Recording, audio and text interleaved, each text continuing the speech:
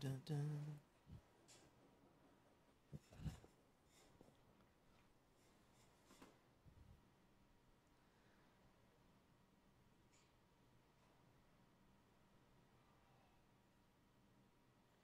Tickets are 80%. Yeah. What?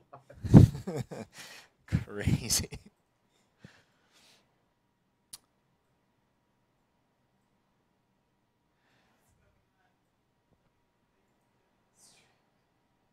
All right. Hello, everybody. Can you guys hear us? Can anybody hear us? I hear sweet nothings being sung in my ears. I dig it. I dig it.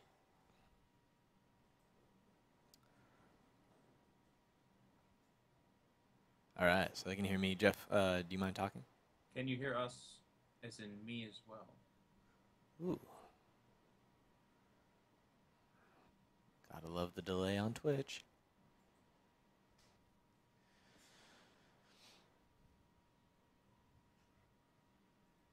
Yeah, they can.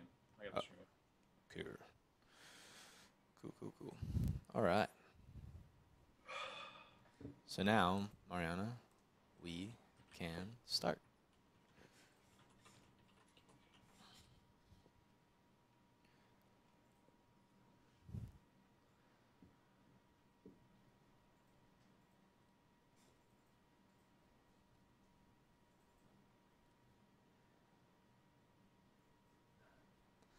Hello, everybody. Welcome to Signals from the Frontline, your every Monday and Friday videocast on Twitch and YouTube. Also, a podcast on iTunes. My name's Frankie.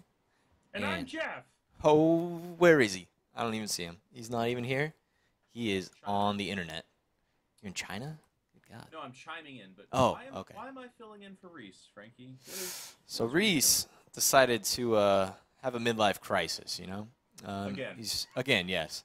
This is like the third time because he's been midlife for a long time. He's running around naked in the desert right now at Burning Man. So hopefully he's taking lots of pictures, and hopefully he's having a blast. I don't know. Actually, I don't even know if I'd want to see pictures of that. I don't even know if you. I guess you can. Yeah, you have to be able to.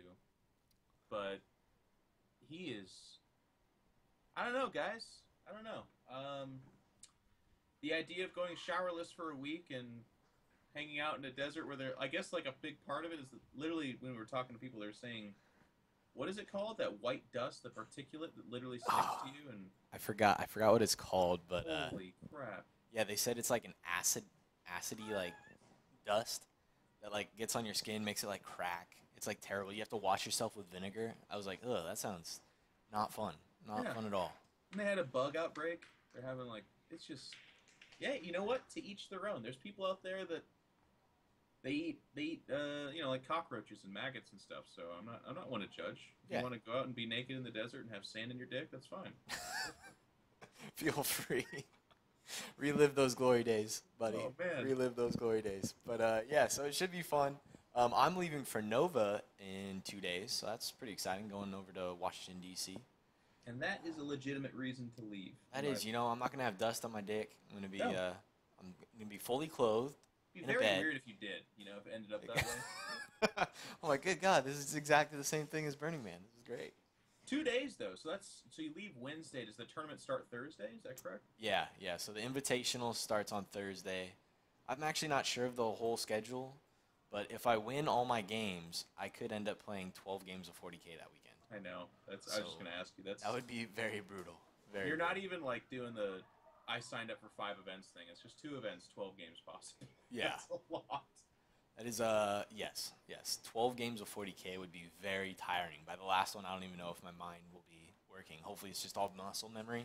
Rolling a lot of 6s, but I hope you do play 12 games though, because that would mean you went to the finals of the Invitational and the Open. Yeah. And they have some intense competition over there. Have you seen pictures of the terrain and stuff like that the guys are talking about right now? Yeah. I mean, it's even crazier than last year. We all went last year, and they had 2 huge line of sight blocking pieces of like L shape in the very center, and then every other piece was like on a 12-inch MDF board. So like, I'd say probably a good 60% of the table had terrain on it. Yeah, was and it makes crazy. sense now why they ban knights, because those line of sight blocking terrain can actually, you could put a knight on top of the shoulders of another knight and it would still block off the two knights. Like, Yeah. it's it's interesting, and like it adds a different element to the tournament. I guess from what I heard, it's every single table has at least one of those, if not two. So Yeah. there's gonna be some coverage for people, and that's where assault moves, by the way, are gonna be a pain in the butt, like Oh, scat I know. bikes. Oh I my know. But god. we'll talk about Nova a little later. I think I put that down Okay. in a tactics or rant session or something like that. Yeah. I did the notes today, so prepare for spelling errors and all that good stuff. But let's go ahead and jump right into it. So, Team USA for War Machine and Hordes are doing a fundraiser for their basically their ETC. They call it the WTC. It's their European team tournament. Team USA is asking for some donations to help them get across the ocean and over to Europe.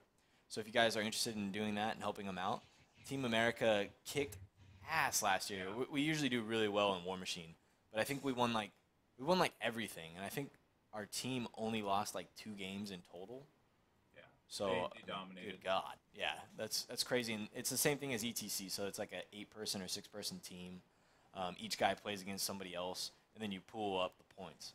So for only 2 players in their entire team to lose a game, that's ridiculous. I mean, they just dominate. So if you guys are interested in helping out Team USA, feel free to click on the link and check it out. So Yeah, and cool things about that is you know what you're supporting, and also it's like, well, I don't have that much money. Sure, then if you want, send $2, send $5. Like, it exactly, all helps, and it's to yeah. send gamers to a competition, which is something we can all wrap our heads around. Yeah, exactly, and it's the same thing as like the ETC for Warhammer 40K, but this is War Machine, and Team USA usually actually wins it, so it's really exciting. All right, so like Jeff and I were saying, Nova Open is 3 days away. It snuck up on us. It's right around the corner. Jeff was supposed to go, but you got a gig in Sweden, so Yeah. he had to bail and go actually make some money. So we're gonna miss you, Jeff. It's gonna be weird not having you there because you usually go to all the events, but I'll make do. I'll be with Jim Ye and the old man Douglas Johnson. So Cromwell will be there as well. yeah, Team Zero Comp will be in strong enforcement of our best weapons will be there. yeah, it's true. Unfortunately, Reese won't be there, but he's at best middle tier. So I mean, Yeah, it's he's really more not of like that an bad. ambassador these days. I would Yeah, say. he's like the face. Honestly, like the bars are going to suffer financially there more Yeah. than anybody else. I think. Yeah, I think Nova was they put that in their budget. Reese drinking. Yeah. But without him there, they might not hit their food and beverage. So Team Zero Comp will have to step up and do a couple extra shots for Reese. Do what you can. And it literally is just a couple shots too, because he's such a lightweight. But He's so old, his blood's thin.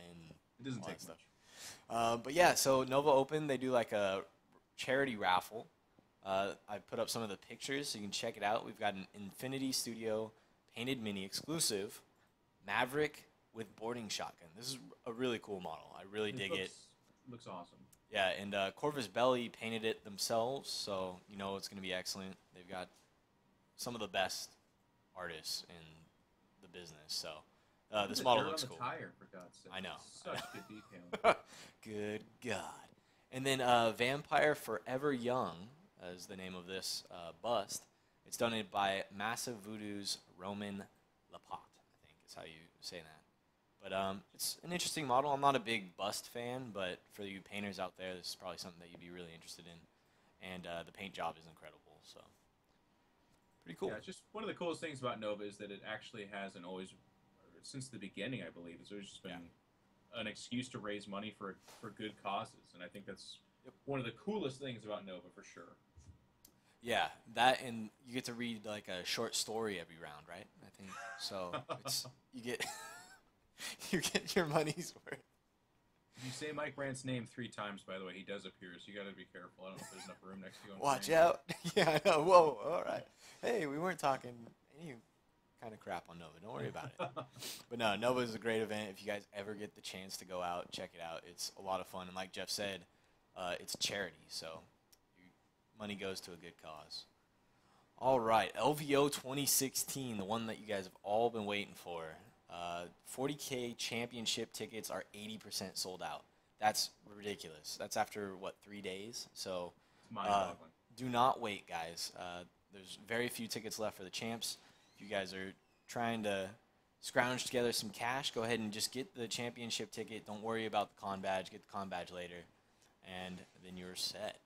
Also, the high roller package sold out in hours. I think it was like 2 or 3 hours. So sorry if you guys missed that, but next year, hopefully you can get your right pointer finger going and click little bit faster. Get the high roller package. Did you get one, Jeff?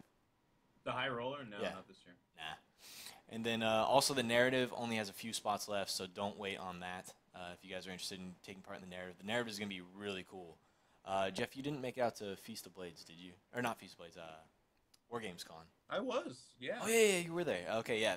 You saw the narrative, right? With Yes. the huge tables. Those things were incredible. Guys, These are it's really actually cool. kind of crazy. Like, I'm a competitive buff in particular. I don't necessarily find other events that fun for me personally, but I Yeah. actually had to go over to those tables. They had a projector that showed all the tables unified as kind of like a global map and who was winning what table and like controlling terrain. The terrain itself was scaled to the game, so there was like 10,000 points of Tau versus 10,000 points of Imperial armies, and the terrain was like 3 feet high, and it just visually was. I had to go. It was gorgeous. So if that, Yeah. and I know a lot of you like geek out about that kind of stuff. Honestly, if I was not a competitive guy, I would be doing that myself. But holy cow, is it awesome! You have.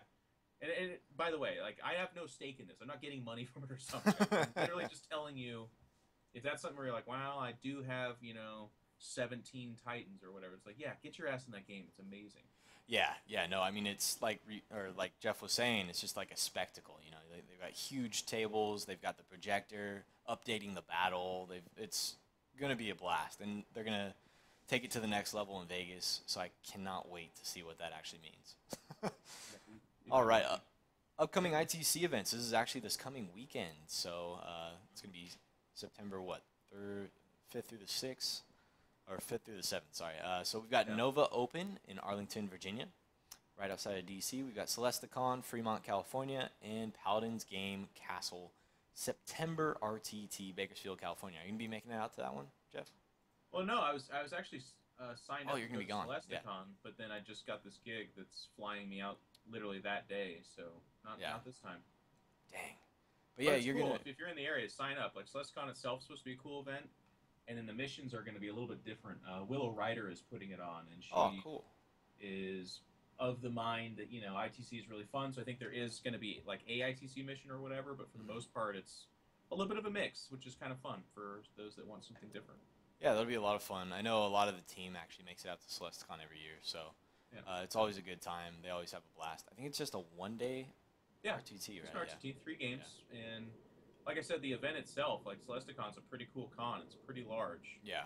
But the competition this term is going to be really fierce, too. Like, a lot of the best players from California going, including Steve Sisk, who is one of our absolute best. So definitely take it out there. Steve Sisk is really good. He's kicking butt. So, all right. So rumors. The rumors section is gathered from the web and is not in any way information received from any manufacturer, nor is necessarily accurate. This section of the podcast is intended for entertainment purposes only. So, 30K is basically what all the rumors are floating around right now.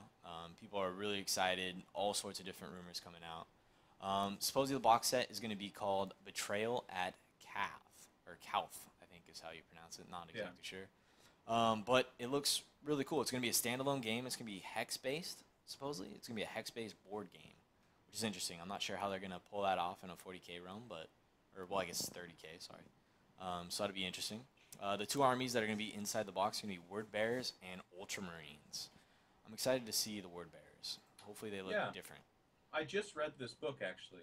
Really? The Horus Heresy series, and it's apparently a big staple part of the history that a lot of people knew about, but I did not. And the book's great. The history's cool. Word Bearers betraying the Ultramarines in a brutal way, just trying to chop them out at the knees and get them done before the heresy really starts rolling along. Yeah.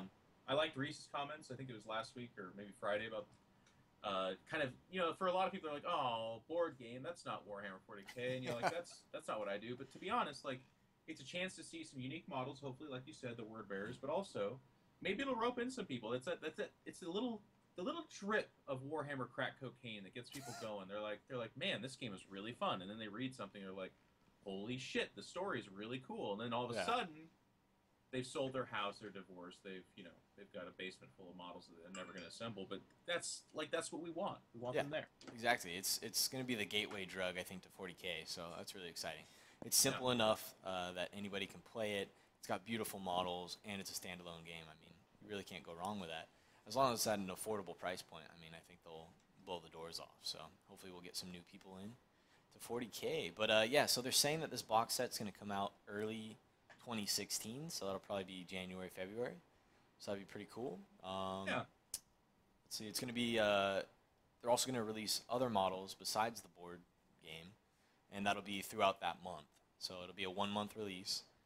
They're going to release a Rhino / Predator with a combi kit, so that'll be cool. Contemptor Dreadnought kit, Cataphracti Terminators, Tactical Marines, Praetor, Centurion, and Destroyer Assault Marine Squad, and also a Support Marine Squad. That is a crap ton of models. It is. It is. So they'll probably be releasing 2 box sets a week, and then they're saying that the big box set with both armies in it will come out in the 4th quarter. So that's really exciting. I'm excited to see that, especially with how 30K has been going. I mean, a lot of people are getting 30K armies. They're having a blast with it. Yeah. Granted, this will be different rules, but you can use these models in 30K. So pretty exciting. Pretty exciting stuff. I hope GW really does take it to the next level and release some really cool models for this.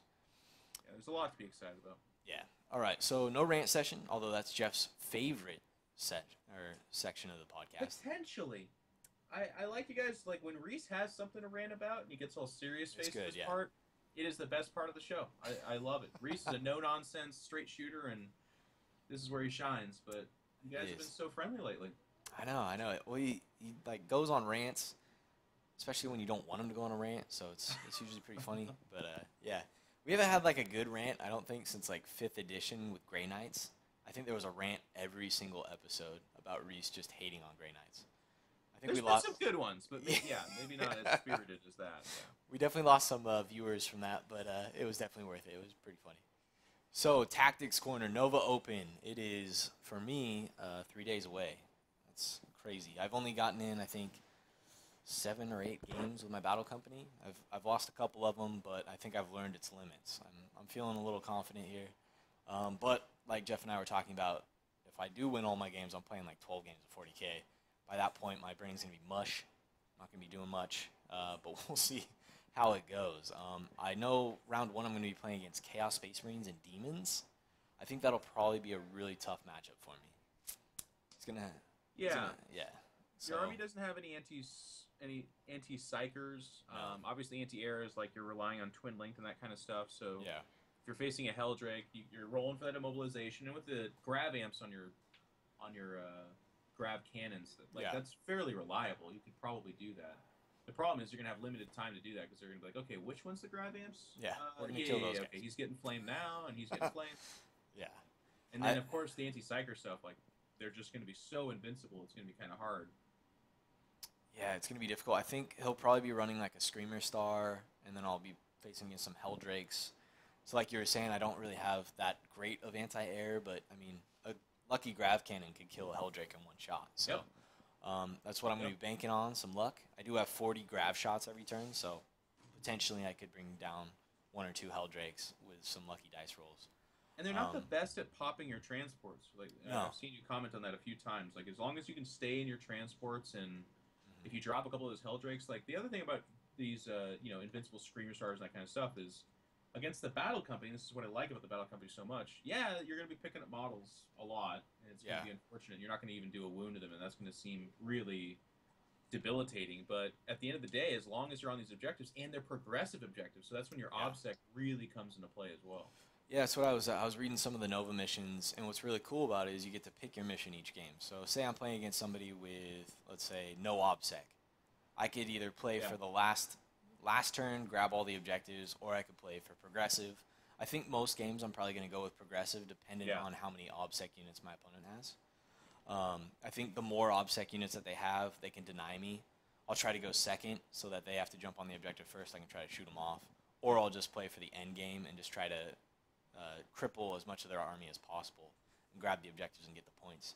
But you get to pick your primary, you get to pick your secondary, and then you get to pick like 4 tertiaries, I think, which is really cool. So, Holy um, cow. so I'm interested to see how I do. I haven't done any play testing of the missions, so I'm going to be at a little bit of a disadvantage, especially since most of the East Coasters have been playing Nova their entire life. Yeah. So they'll be a little bit more prepared, but I'm feeling confident in my list. Um, I do have a tough go at it. If I beat my first round, I'll most likely be playing Tony Kopak, who Mhm. won, I think, the championships last year. Yeah, he won the champs. I think he's won Nova like 3 times. Yeah, he's won it like 3 or 4 times. So Yeah. he's extremely good. He might be my round 2, which will be brutal. He'll probably be playing Eldar, which means he'll be having like 40 warp spiders, a bunch of jet bikes. Which here's my plan if I play against that list, which I've been hearing most of the East Coasters are gonna be playing like 40 warp spiders. I'm probably gonna skip some shooting phases. I'm just gonna play defensive and try to kill the jet bikes if I can get them targeted. Ignore the warp spiders altogether and just grab the objectives. Like, Yeah, I mean that's where the terrain yeah, starts to help you out. Like if you can just parking lot behind a couple of those things, and the cool thing about your battle company too is like a lot of your shooting gets more effective the closer they get. Like rapid fire bolters, exactly, yeah, melted becoming melta. Even the grab doesn't have the greatest range. You have a couple multi grabs, but or yeah. no, that's multi melta. Never mind. But yeah, like if you are able to, if you get terrain and a good deployment where they're like, okay, I'm hopping around back here doing my assault moves and stuff, but Yeah. I can't see you. Oh well, then you just Yeah. pop out of that building and you get the alpha strike against him, and all of a sudden, 40 warp spiders become 20, and it's more manageable. Yeah, exactly. And that's kind of my plan. I'll probably be doing a lot of maneuvering with my rhinos, trying to do some wall blocks. Maybe even use my grav, hope that they're not smart and jump away from me, and just kind of Yeah. back them into a corner. And then before they realize it, they're so far away from the objectives that it doesn't even matter. So I think against those armies, it's going to be really tough. They do have a lot of firepower, but luckily they have to get pretty close. Um, like I said, I'll play to the mission. I'll just kind of ignore them. They can run around, pop open rhinos. Most likely aren't going to kill all the guys inside. I mean, warp spiders are great, but I have 2 5-man inside. They can't kill both of those. Right. They'll be able to annihilate one, maybe one turn. But with a 3-up save, I'll probably have 1 or 2 Marines alive. They run away. They jump on an objective. So I'm feeling pretty good about the battle company. We'll see. I think kill points Yeah. will be my bane, but hopefully I pull somebody else, like maybe another battle company, and show them how I roll. So I'm excited for Nova. It's going to be a lot of fun. I'm playing in the Invitational. I'm playing in the Championships. If I lose my first round in the Invitational, we're all going into DC. Going to have a blast. So should be It a is, yeah, good it's time. a single limb, right, for the invitational. Yeah, the Invitational is a single elimination. The Championships basically is, but they do brackets on day 2, I think, or 3. No, it's day Yeah. 2. Day 2 they do brackets. So, all right. So list for review. We've got a. What is this? Oh, this is Kian's list. This is a pretty cool list. So he's got the Unending Tide, which means that all these units, once they die, they come back on the table on like a 2+, because he takes this piece of war gear. It is probably the most annoying army to play against. It is a lot of fun. You're killing a lot of models, but they just keep coming back on these 2+s, and like they're so easy to kill, but they're actually dealing a little bit of damage each time they're coming back. So they Yeah. actually chew away at your army. You're like, God dang it! I actually lost to this list right before he left. So good job, Kian, you little bastard. I'll get you next time. So anyways, he has HQ. He has a Renegade Command Squad. His HQ in this unit is an independent character, so you can throw him into something else, which is pretty funny. Yeah. He takes some upgrades on it. I think Master of the Horde is the one that gives him a 2+ for everybody else. It's pretty cool. He gets elites. He's got a Blood Slaughterer. Blood Slaughterer is pretty cool. On the charge, it has like 7 or 8 strength 10 attacks, weapon skill 5. He's not bad. Armor 13 front. It's pretty good. Troops, he has a Renegade Infantry Platoon. They have a Command Squad with 3 Flamers, 2 Infantry Squads of 15 with 3 Flamers. Renegade Infantry Squad, same loadout. He has 2 of those. The Purge Detachment, he has an HQ, Renegade Command Squad. Elites, he's got 2 Renegade Disciple Squads of 5. So they're little small 5-man. Heavy Sport, he's got 2 Earthshaker batteries with 7 crew. So 16 guys in total. That's where he deals the damage. He has 4 Earthshakers. He usually puts them in opposite corners, so you have to decide which one you're going after. They're so cheap, too. It's insane. Yeah, they are retarded cheap. And then he has a Khorne Demonkin CAD with a Chaos Lord, Melta Bombs, Gore Drinker.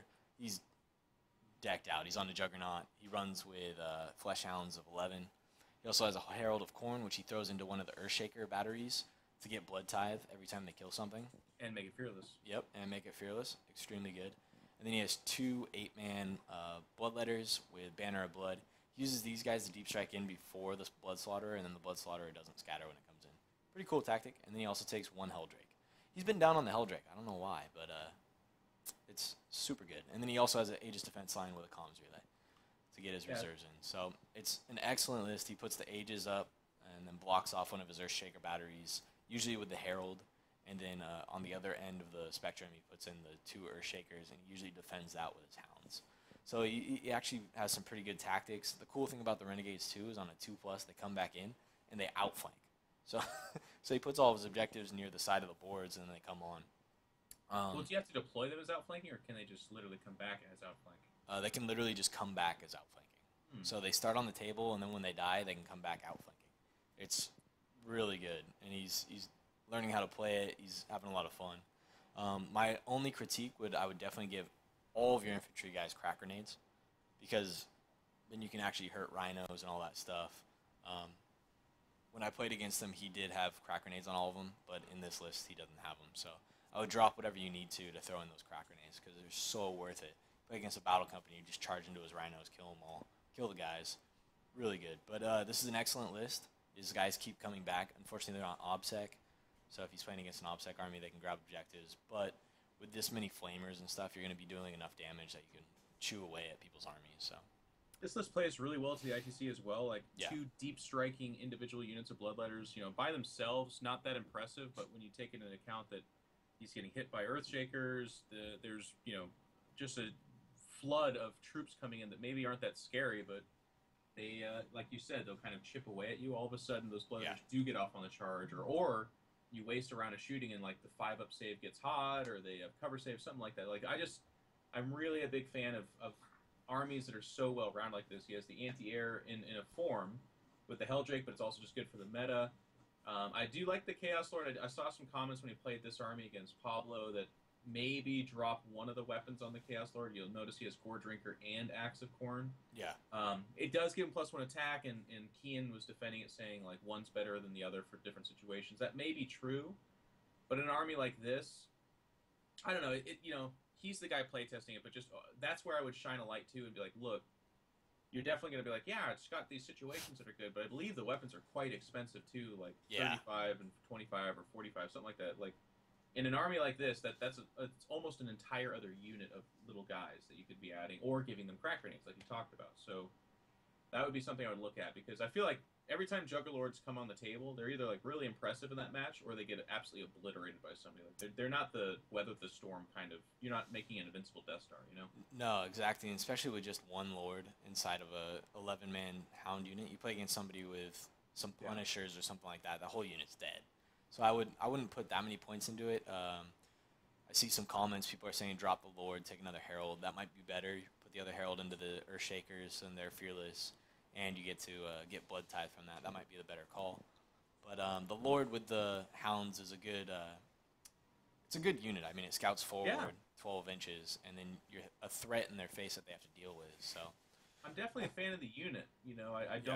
I really like the idea, especially that I think that's a big part of the reason why Guard armies suffer so much. We've been kind of behind the scenes talking about this so much. Like, Guard on paper is so intimidating and good, but then in practice, especially in ITC, you just don't see them in the top tables. And I think a big part of that is because they're like, well, go forward, Torox, or go forward, Chimera, and then they just get absolutely obliterated, and they're not on objectives, and they're back there shooting.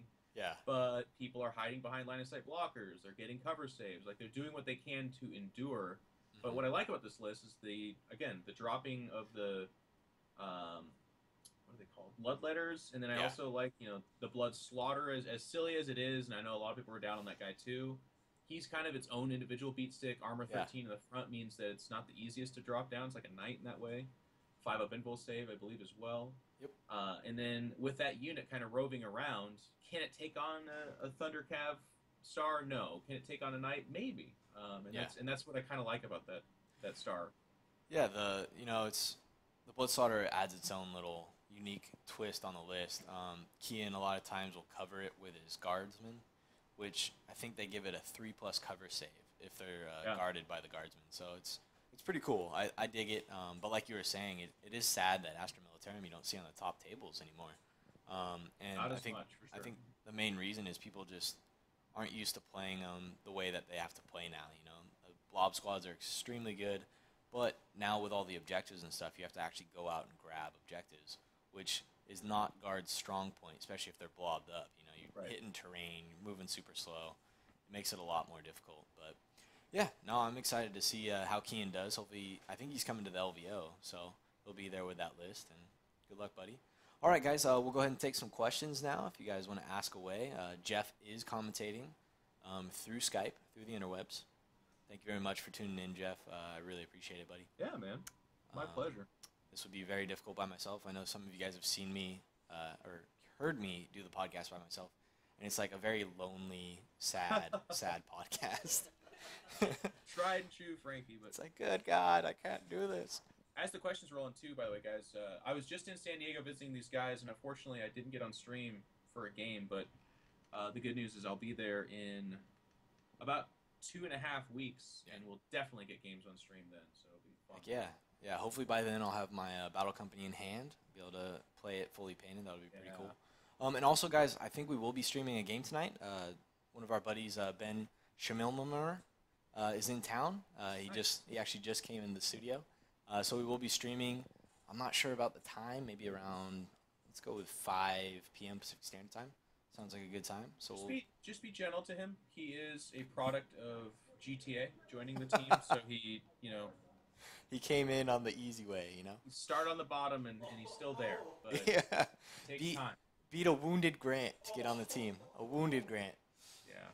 Which he's always wounded, so I guess it's really not any kind of difference. But That was the saddest grants I've ever seen. all right, so let's see. The clincher asks, "Am I worried about seeing spammed flyrants with my battle company?" Not really. You know, I have 40 grab shots a turn. 3 of those turns they'll be basically twin linked, or actually against snapshots, maybe not. So 2 turns guaranteed. I'll have a lot of grab shots that are twin linked. I think with that much grab, I'll be making them either jink or I'll be dealing enough damage that they'll be taking grounding checks, all that stuff. And each grounded flyrant is usually a wound. I mean, on 2+ it takes a wound. So Yeah. I'm really not too worried about flyrant spam, especially since flyrants can't grab objectives when they're flying around. So that'll be more beneficial for me. I just do the progressive objectives, grab all the objectives. He can't really deny me. And I think I'd be totally fine against flyrants, to be completely honest. Yeah, your OBSEC is really going to come in handy because they're just not going to be able to... Like, the fact that they're progressive missions means that they don't have the kill power to wipe you off fast enough. Like, you're going to be scoring more than they will. They're going to have Molochs that won't come in until turn 2. They're going to have Lictors, but you're going to be able to mob those guys anyways. Like, it should be a pretty good matchup for you. And the dumbest thing you could do is, like, give them 3 vehicles per Haywire Flame or something like that. If you did that... Spread out. I mean, a flyrant will kill a rhino easily every turn, but so what? You kill the rhino, and then I have 5 guys inside, or 10 guys inside. I mean, each flyrant can only kill one of those 5 men per turn, so I think I'd be totally fine, to be honest. But to your question, like, I played 5 flyrants against Jim's battle company, and he didn't go the grav route. And I think if you don't go the grav route in particular, Tyranids are a strong matchup there. Like, the Molochs can remove an entire squad per hit if they hit. And then Lictors aren't the easiest to kill, and the Flyrants do pack a wallet. But again, progressive missions and the amount of grab you have, I think at Nova specifically, you're going to be completely fine. Yeah, no, I'd agree. So E. Hegner asks, no report on the Tau rumors. No, I went really quick, just picked up some of the rumors that I could. Tau is rumored to be coming out next, I believe, so that's really exciting. They're already seeing a commander suit, by the way. Yeah, it's going to be sweet. I mean, the last commander suit was so cool, even though he was doing the Matrix. He was, like, jumping to the side. Couldn't really model it to where you could stand up, so it was kind of sad, but I'm excited to see a plastic kit. Axis of Entropy, what streaming software do you use? He's looking into streaming himself. We use OBS. It is one of the best/worst free programs out there. It's very finicky, but you get what you pay for, you know. It's free, and it is quite amazing. So, yeah. I think most streamers use OBS, right? Most so specifically like personal streamers, yes, but actually the like production shows you see and something you guys probably should have done is use XSplit, which can be free or it can cost money to use a license. Oh, okay. That's the more sophisticated and technically sound one, but harder to use. OBS is very user friendly. Gotcha. Well, we might have to look into that because OBS is very finicky, like I was saying. Yeah, well, for what you guys are trying to do, it's harder. Yeah. Yeah. All right. Stampeder asks, have I thought about trying the First Company Strike Force plus Skyhammer Annihilation Force and just going balls to the wall for the Alpha Strike? I really don't like the Skyhammer, to be completely honest. Yeah. It's good situational, but a lot of games you're playing against armies that can't be pinned. The Assault Marines aren't going to do anything too, and you just have a couple missile launchers in the backfield. I think it's good glue between things. Like our buddy Joshua Darth, who's on our team, just clobbered a tournament, and he has 2 dropping sent pseudo stars. They're not really, but they have a Sanguinary Priest with an Auspex. Two of those dropping in, and then also the Skyhammer and Annihilation Force that he has like maxed out grab. So it's something like I'm doing math on air, but we're talking like 50 or 60 grab shots turn 1. Yeah, literally that's a hell of a one. grab shot. But the one downside to that list is you play against a Void Shield Generator, and now you're just sitting there, and none of your grav can hurt it. You're like, all right, that was my Alpha Strike. Go ahead and kill my army. That was fun. I think he took that pseudo and like so. What he has to answer for that is he has like 1 or 2 squads of something else that would literally have to drop the AB-12 shield. Try to kill it, yeah. But if they don't, then you're sitting there like, ha-ha! Gotcha! Oh, shit, you were ready for it. All right. And you're dead. You're dead. The Mind Fighter, what army would you recommend a total beginner? Eldar is quite good. It doesn't really take that much skill. I mean, it is if you are better, you could play Eldar a lot better. But it is one of the easier armies to play. Well, it's just very valuable. Every unit's good, is what I would say about them. So it's like, if you find a unit you like, and you can. But another element to add to this, and this is, I get asked this a lot. Like, people are like, oh, I'm looking into different races. Like, which one do you recommend? To be honest, Warhammer is so fun competitively, and certainly if you're a competitive person, and that's why, a lot of us, at least secretly, even Raw Dogger, that's why we pick an armies. We, in the back of our mind, we're like, I kind of want to win with this. But foremost, the biggest reason is you're a fan of the fluff and the models. And I know that sounds really silly, but like, go out, read the lexicon, read a couple of books, look at pictures, like whatever you think is the coolest. You really need to pick that one, then find out what army list from that kind of is the best. Because you're gonna like, here's what someone's gonna be like, Eldar. And you're gonna buy like $100 or $500 of Eldar, and then be like, you know what? I'm not feeling it, and then you're gonna bow out of the game because you already dove in. Yeah. And you don't like it, but find it, because the fluff is the best fucking part about this game, man. It's so incredible. Like Tyranids, I didn't pick them because I was like, oh, this is what's gonna carry me into the future and win everything. I picked them because of the coolest damn aliens you can possibly set your eyes upon. So do that first, please. Yeah, no, that's a very good point. Find the models that you really like, read up on the fluff, make sure it's something that you're really interested in so that you'll put your heart and soul into it. That's very good. Mr. Meatball, with the new Dark Angels Codex being good on paper, why do you think we're not seeing them at tournaments? Just too new or not as good as the given meta? Dark Angels are extremely good. I think people are just kind of hesitant on playing them. I don't know why. Honestly, it's probably just too new, and it was in that huge release where there were like 3 different codexes. So it's a matter of time. Yeah. Nick Tasty Taste plays Dark Angels, extremely good list. Good God. Oh my God. Super Crazy Death Star. I mean, Dark Angels you're going to be seeing on the top tables here very soon. The support force, and this is again where I feel like we have to pay respects to Reese. Reese is a Warhammer elder, and he looked at that codex and said that support formation is going to be what it is. And it, oh my God, it does so many different things. The Dark Shroud support formation, whatever it's called. Yeah. I saw it paired with Imperial Guard at this last tournament. I saw it just with Dark Eldar, of course, with Tasty Taste list. You will see Dark Eldar, not Dark Eldar, excuse me. Oh, God. You will not see Dark Eldar. Oh, no, what a joke. Unfortunately. You'll never see that ever again. But no. Dark Angels, yes. It's just a matter of time. People are painting up those speeders. They're painting up those bikes.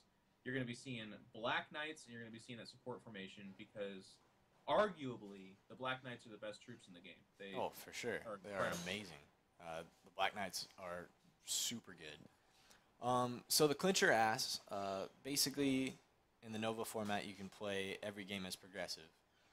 Why wouldn't everyone just spam OBSEC and then never choose anything else? Seems strange mission design. Well, if you both played extremely OBSEC armies, the progressive mission probably isn't going to do either of you much of a benefit. You know, you're going to both jump onto an objective, cancel each other, and now nobody gets that point. Um, Also, in progressive mission, OBSEC units usually don't pack that big of a punch. Right. So, I mean, you're not going to be doing much damage to the opponent's army. So you pull that kill point mission, you can't really deal that much damage to them. So they'll probably just beat you.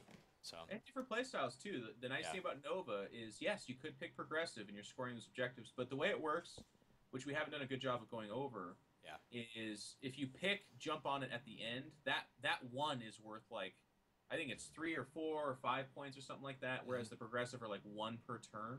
exactly. So if you're not on an objective and you need to score it, you're not getting that 1 point. Whereas if the guy annihilates your army enough that he then hops on the objectives, then he makes up the difference at the end. So it's you Yeah, can play to MSU, but you can play to kill as well. And I think that's what Nova has, and certainly that's what they're trying to do. That makes it so fun is that you aren't hamstrung to pick a list. And if there is, yeah, I wouldn't even call it a critique because I actually just like this element of ITC, and I still think it's there. But like ITC really rewards getting on objectives. If you hmm Reese has said this from the very beginning. If you play to objectives, you will do well. yep, And like even Aaron in his latest blog on Frontline Gaming, by the way, .org, he was talking about how the kill point mission in ITC is very MSU favored because all of the maelstrom is favored towards being on objectives and being yep, around the map. So that's what I like about these different rule sets is that you're not it's not like kill points 1 through 5, kill stuff, and if you have the tallest model, drink a beer and you win. Like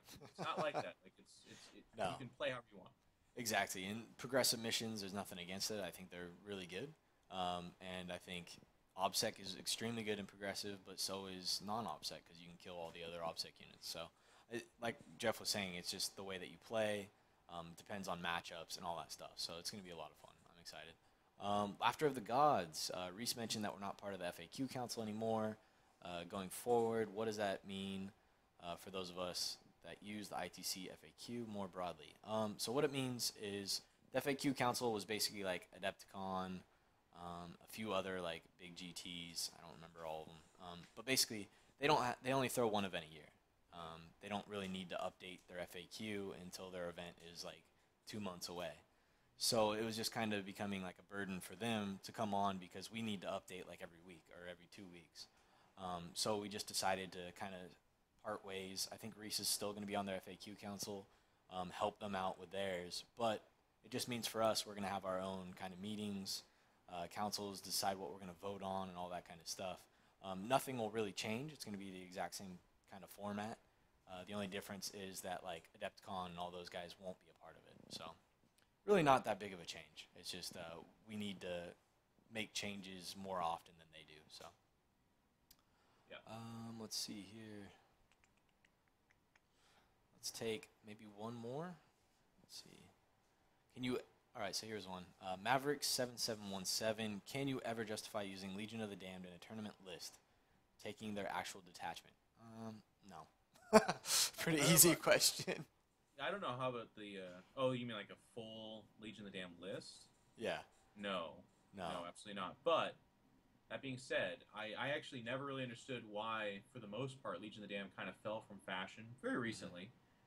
Been to all the recent tournaments. I haven't seen any Legion of the Damned, but 155 points of 3 Meltas dropping down, and re-rolling their scatter, having a 3-up invul spread across all three of them, Yeah. is pretty damn good in this meta. Like, if you drop them in danger close to a knight or something like that, and you put 3 Melta shots in them, especially if you have Vulcan as your warlord, you twin link that as well, which, is a little bit committed, but because all of a sudden you're salamanders. But that's like, well, for example, I just played my buddy Anthony from the Left Coast Corsairs, that team that's so distant second to Team Zero Comp, I can't even begin to comprehend it. But no, I'm just kidding. They're good guys, good team.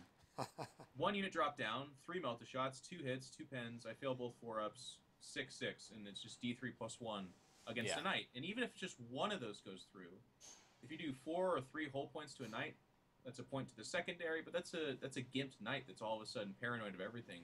Yep. For 155 points, that's pretty damn good. Yeah, exactly. And they ignore cover. They're Yeah. extremely good. I believe they have relentless. Or wow, that was weird. Relentless. There's a little They bit of can't stutter. overwatch, which kind of sucks. Yeah, so they can't overwatch. So they're slow and purposeful, I think. But yeah, they deep strike in. They have a multi melta, and like you said, they have another melta, combi melta, all those crazy stuff. Yeah. They're extremely good, and they're relatively cheap. But taking a whole army of them, maybe not the best. I mean, you play against a battle company or something like that, you're gonna kill some of the rhinos. Yeah. But then they all jump out, and they're probably gonna eat away your units. And you are paying kind of a premium for the little 3-man, 4-man units. So That's why they get edged out, like in this 3 detachment or kind of meta that we're in right now, where if Yeah. you are going Legion of the Dam, you don't want to go too heavy on them because, like you said, especially against certain lists, you're going to be like, haha, Rhino, and then you're sitting there. And it's still just a 3-up save. Like, the invul is nice, but we all know what 3-up saves are. You either make 300 of them in a row, yeah, or you fail the first 19. Like, it's just either one. exactly. And they're 155 points for that melt to hit. And if you go any less than that, then what are you really doing? They're non-obsec, 3-up save, a melted flamer and a bolter. It's like, nah. So that's kind of why they're on the cutting edge. But I do like lists if you can fit them in, where you have like two squads, 155 each. Like I said, 3 meltas. Like in this meta, against a 5-night list, against a 1-night list, a 2-night list, even Eldar. Yeah. Like there's a lot of situations where that unit is actually super fucking awesome. Yeah, they just drop in and just nuke something. All right, guys. Well, thank you very much for tuning in. We appreciate it. Thanks, Jeff, for being a guest on the show and helping me out. Always appreciate it. Good luck in Sweden. Have fun, buddy. Thank you. And yeah, guys, make sure to tune in tonight. We'll be streaming around. Let's shoot for 5 p.m. Pacific Standard Time. Show you guys a game, myself versus Ben Schimmelner. And all right, guys. Thank you very much. Have a good one.